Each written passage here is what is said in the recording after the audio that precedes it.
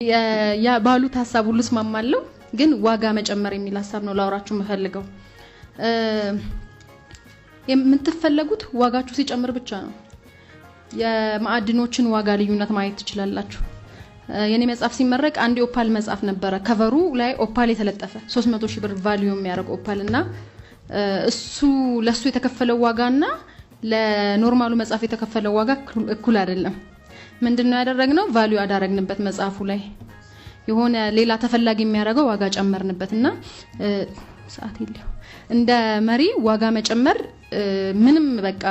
ልንደራደርበት የማይገባው ጉዳያችን ነው እንዴት ነው ዋጋ መጨመር ምንችለው አንደኛ እውነተኛ ሰው በመሆን ኢንተግሪቲ አላችሁ ወይ በመትኖሩት ኑሮና በህይወታችሁ ላይ እና ዋጋ የሚጨምረው አንዱ እውነተኛ መሆን ነው ቀደም ሚኒስቴሩ የዳዊትን እና የጎልያድን ስቶሪ ያነሳ ነበርና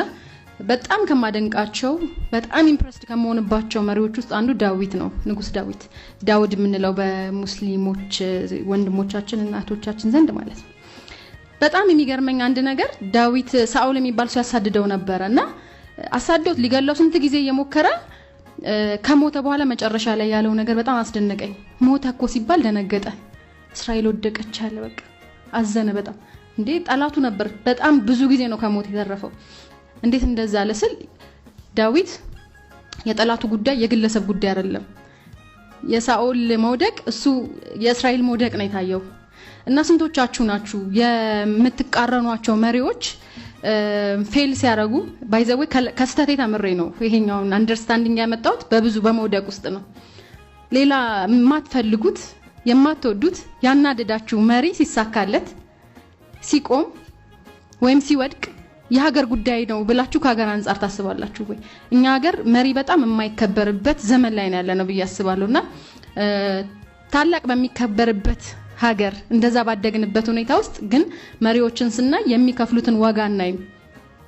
ይሄ ምናምን ይያለን ነው የምናወራው እና በየትኛውም አጋጣሚ በሀገር መሪነት እስከታች እስከ ቤተሰብ ድረስ መሪዎቻችሁ ለመሪዎቻችሁ ምን እንደምታስቡት ልክ ቤታችሁ ውስጥ አባታችሁ ሲሰደብ አባታችሁ መጥፎ እንኳን ቢሆን የቤት ክብር ነው የሚታያችሁ የፋሚሊ ክብር ነው የሚታያችሁ መሪዎቻችንን ስንንቅ ስንሰድብ በየትኛውም አጋጣሚ ላይ ሊድ የሚያረጉንን ሰዎች የኛ የሀገራችን ጉዳይ እንደሆነ ኮንሲደር ልናረግ ይገባል ሌላ ዋጋችሁን የሚጨምረው ነገር ጠቢብ መሆን ነው በያስባለውና ጠቢብ ስትሆኑ የመጀመሪያው ጥበበኛ ያው የሚሰንቀው ድሪም አለና